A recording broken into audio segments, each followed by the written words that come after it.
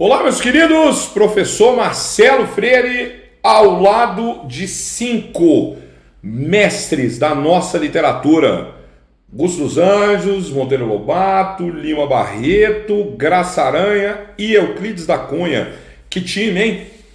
Esses 5, eles fazem parte do que nós estudaremos agora, que se chama pré-modernismo, que é o primeiro conteúdo de terceiro ano, que é o primeiro conteúdo do PAS, e não à toa você chegou agora na sua aula 1, beleza? A primeira coisa que tem que te chamar a atenção... Opa, calma galera, fiquem aí, eu é que vou voltar para o meu lugar, mas para fazer isso aqui, ó. Primeira coisa que tem que te chamar a atenção é... Prestou atenção que eu coloquei... Chamar a atenção, prestou atenção, né? Primeira coisa que tem que te chamar a atenção é, vocês atentaram ao fato de que eu coloquei estilo de época entre aspas. Claro, você é meu aluno, você não vai cair no peguinha. Pré-modernismo não é um estilo de época. Essa é a jogada. Não é. Romantismo é estilo de época, realismo, quentismo também não é, hein? Quentismo é período histórico, classicismo, trovadorismo, barroco, realismo, naturalismo, modernismo, tudo isso é estilo de época. Lá no primeiro ano, quentismo é o período histórico e pré-modernismo é uma demarcação que a teoria literária construiu, mais especificamente um crítico literário que a gente vai olhar e estudar. Então o ponto aqui é o seguinte: o pré-modernismo não é, anota aí, o pré-modernismo não é um estilo de época. Esse é o nosso primeiro ponto. Então não é uma denominação. Por que não é uma denominação? Porque nenhum desses 5 aí tem elementos em comum. Claro, assim, como é que eu posso dizer isso? Na verdade, os 5 não compartilham os mesmos elementos em comum. Então, alguns deles, vamos falar aqui de classes sociais mais baixas, beleza. Monteiro Lobato fala, Lima Barreto fala, mas não é a lógica do Augusto dos Anjos, não é? E por aí vai. Então, eles são autores do que a gente chama de fase de transição. Tanto em questões do Enem quanto do vestibular e do PAS, fique atento, porque desses 5 aí, ó, Augusto dos Anjos e Lima Barreto, esses 2 são autores do PAS, tá? Então, nas questões, a palavra transição é a palavra-chave, beleza? Vamos começar aqui, então, nossa viagem para entender esse momento. E só para você encaixar, todas as obras do PAS que dizem respeito a vanguardas europeias, os 2 textos do Kafka, Franz Kafka, O Médico Rural e A Próxima Aldeia, são de 1917, o momento em que estamos aqui nos antecedentes da Semana de Arte Moderna e no pré-modernismo. Beleza? Então vamos olhando aí e entendendo que período é esse. Deixa eu sair daqui e deixar só essa rapaziada aí da bela barba e do belo bigode, hein? Ó, Floriano Peixoto e Deodoro da Fonseca. Quem são essas figuras? Figuras que o Lima Barreto aborda no seu Triste Fim de Policarpo Quaresma, de um período conhecido como República das Espadas. Tá? Então, quando falamos de república, temos um ponto intrigante, beleza? Aqui vocês já sacaram que eu estou voltando um pouquinho no que vai ser o marco do nosso pré-modernismo. Quem é o marco do pré-modernismo? Ele, Euclides da Cunha, né? Autor de Os Sertões, obra máxima da nossa literatura, que é de 1902. Euclides da Cunha, que era militar, inclusive, e Os Sertões, que é um livro que é o marco para o início dos nossos estudos em literatura do pré-modernismo, mas é uma obra que retrata a Guerra de Canudos, em que ele escreve sob a influência do jornalismo, já que ele era correspondente do Estado de São Paulo, designado pelo governo e um homem muito culto, né, que tinha uma vastíssima biblioteca e erudição. Então ele coloca aspectos literários como influência também. Antes disso, temos que entender o que foi esse momento. Essa República da Espada, ela não foi um período tranquilo não, tá, gente? De 89 a 94. Né? Daqui a pouquinho, um pouquinho depois disso, nós temos Canudos, a Guerra de Canudos. Nas suas 4 incursões lá, né, no sul da Bahia, no Arraial de Belo Monte, do governo. O que a gente tem? Revolta da Armada, Revolução Federalista. Então, o que a gente começa a entender nesse momento? O Brasil estava numa certa ebulição, né, em questões sociais muito, muito complexas. A literatura do pré-modernismo vai refletir de certa maneira isso, tá bom? Seguindo aqui na nossa análise do momento, quem que estava aqui, né? A partir então de 94, né? Todo mundo lembra que Proclamação da República é 89, aí temos esses dois, né? Aqui, como a gente observou, que são militares, né? Mas quando que a gente tem, então, no Brasil, alguém que virá como um certo representante, não é, de camadas sociais? O Prudente de Moraes. Então, assume em 84, ele é o que vai abrir a chamada República das Oligarquias, que vem depois da República das Espadas. Marcelo, eu estou jurando que você vai ficar falando de literatura e tal, mas nesse momento... Para entender o pré-modernismo, você vai ter que entender essas questões históricas. E bizu.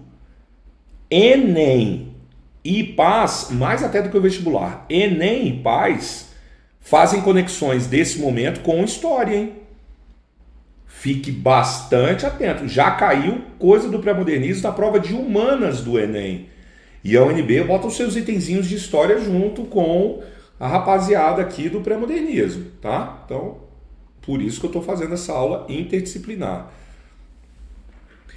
Se você não lembra de algumas dessas coisas que eu estou mostrando, né?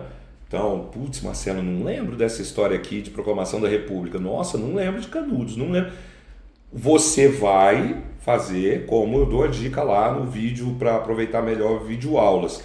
Você pausa, anota, você já vai atrás, dá uma papirada, fala, caramba, República das Espadas, Google, ah, foi isso, deixa eu colocar esses pontos aqui, aí volta pro vídeo e segue, tá bom? Se você está assistindo e tem coisas aí que você não está lembrando, o que você deve fazer?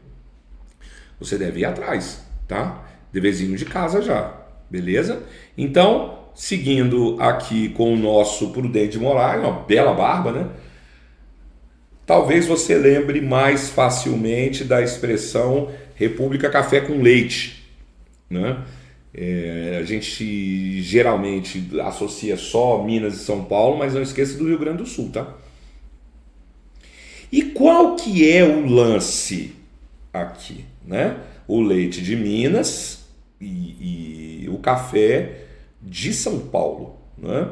Por isso que os cafeicultores são figuras chaves aqui. Oswaldo de Andrade era filho de cafeicultor, Tarsila do Amaral era filho de cafeicultor, o Paulo Prado, que é um grande adepto aí da arte moderna e o cara que conseguiu o Teatro Municipal era cafeicultor. Então, São Paulo ali tem isso muito forte, né?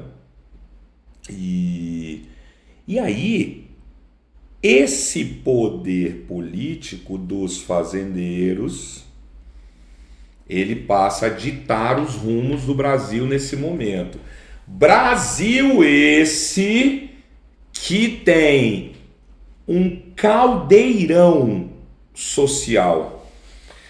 Ao mesmo tempo que eu tenho uma massa gigantesca de negros, ex-escravos, recém-libertos, por conta da proclamação da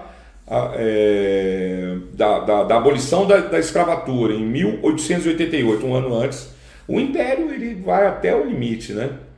Cai a escravidão e cai o Império também, o Brasil Império.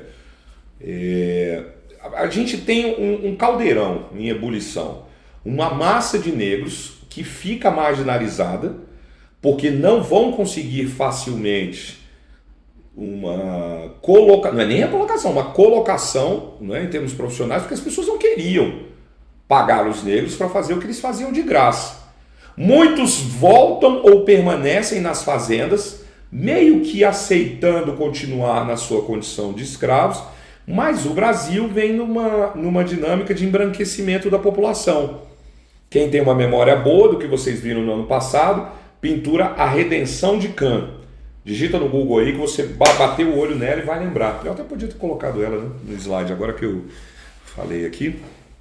Mas eu preferi trazer o quadro do Antônio Rocco, do italiano aí, Os Imigrantes.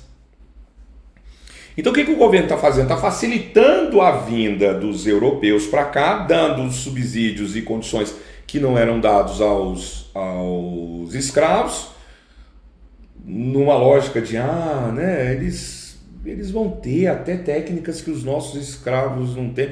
Mentira, era uma lógica do embranquecimento da população, das teorias raciais que vigoravam nessa época, né?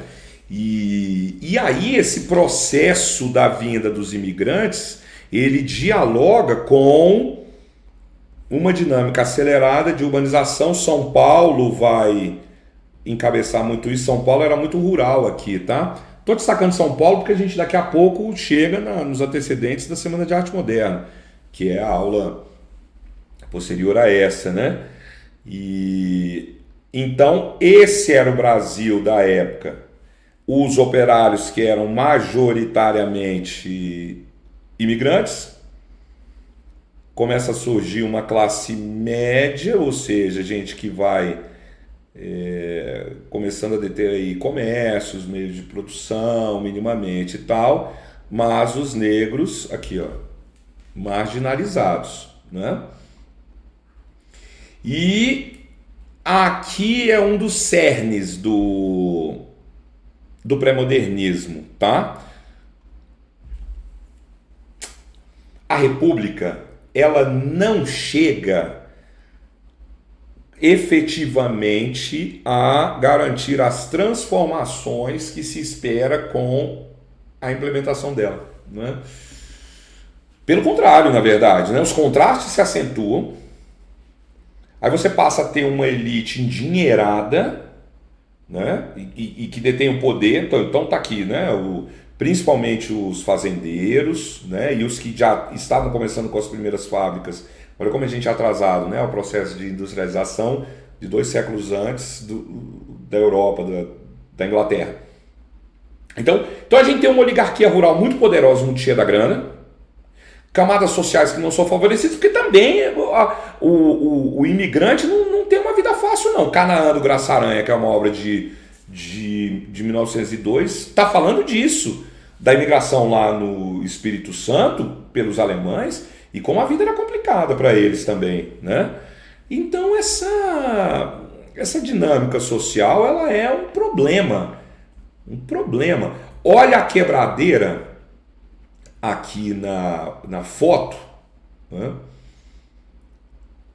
De São Paulo. O Rio passa por isso também, por conta do Pereira Passos.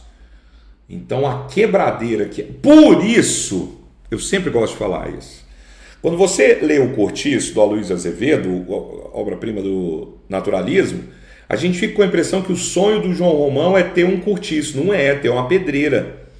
O grande negócio era ter uma pedreira. Por quê? Porque as cidades estavam sendo literalmente destruídas e reconstruídas com aquelas largas avenidas, os grandes prédios, grandes para a época, né?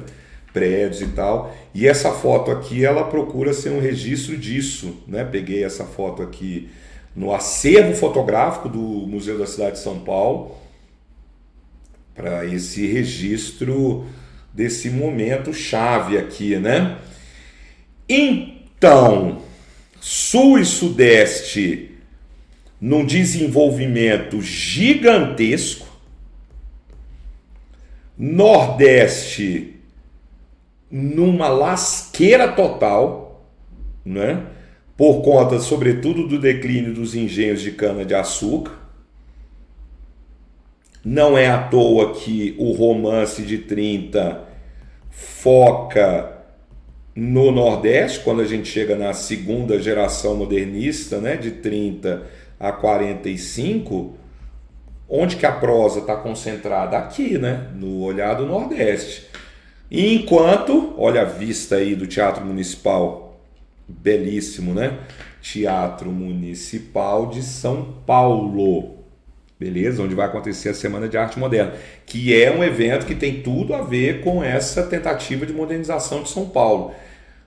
Esse é o caldeirão dessas questões sociais, políticas, econômicas, revoltas pelo Brasil, manifestações de camadas desfavorecidas. Esse é o caldeirão desse período chamado de pré-modernismo. Coloquei uma charge do Leônidas Freire falando da revolta da vacina, como isso foi visto na época, não é? Porque ao mesmo tempo dizia-se que era parte do processo de higienização da população, e mais uma higienização que tinha uma coisa social, né, de tirar essa galera dos centros, jogar para a periferia. É daí que surgem o que a gente vê hoje, né? É daí que surgem as favelas. Esse processo de favelização do Rio de Janeiro, ele é resultado disso daí, né? Então, é sempre bom dar uma olhada nas charges da época, porque o Enem adora, né, cobrar charge. E vocês vão vendo que eu vou ficar, né, girando em torno de algumas delas. Eu estou mantendo o texto do lado, deixa eu passar aqui visualmente pelas charges, né? O Oswaldo Cruz, veja como ele foi visto, né, nessas charges como esfolador do povo, né? Esse aqui é o Zé Povo.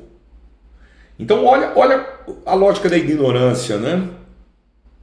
Na visão desse cara que foi um grande responsável por uma revolução da saúde no Brasil, maravilhoso Oswaldo Cruz aí, né?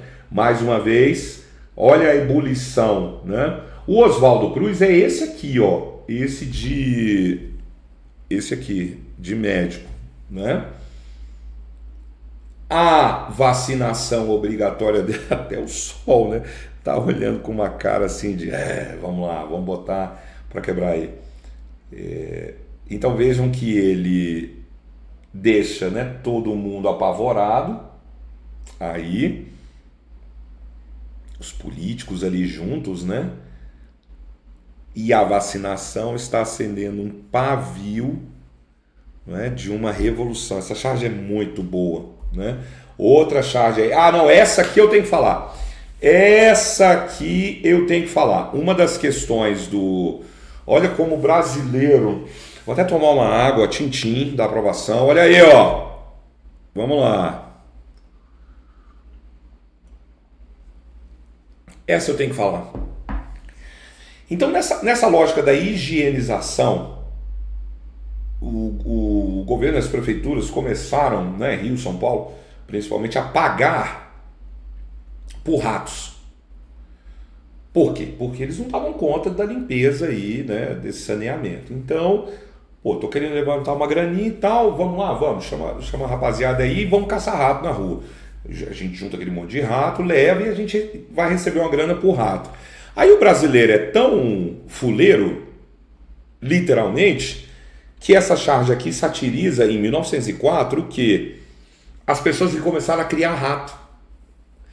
Então começaram a surgir as fazendas de ratos. Olha como são as pessoas. Criar rato para levar os ratos para ganhar a grana, né? E mais um olhar aí para a época, agora por fotos, Se eu falei da revolta da vacina, eu não posso deixar de falar da revolta da chibata, né? E todos esses elementos sociais vão refletir-se na produção literária brasileira.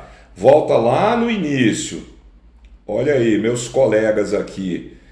Então, vamos lá? Monteiro Lobato vai falar das queimadas e a partir disso cria a figura do Jeca Tatu. Lima Barreto vai falar da República das Espadas, no seu triste fim de Policarpo Quaresma. Aqui o Monteiro Lobato, o Jeca Tatu vai aparecer em Cartas, depois em Contos e por fim no Urupês, né, de 1917.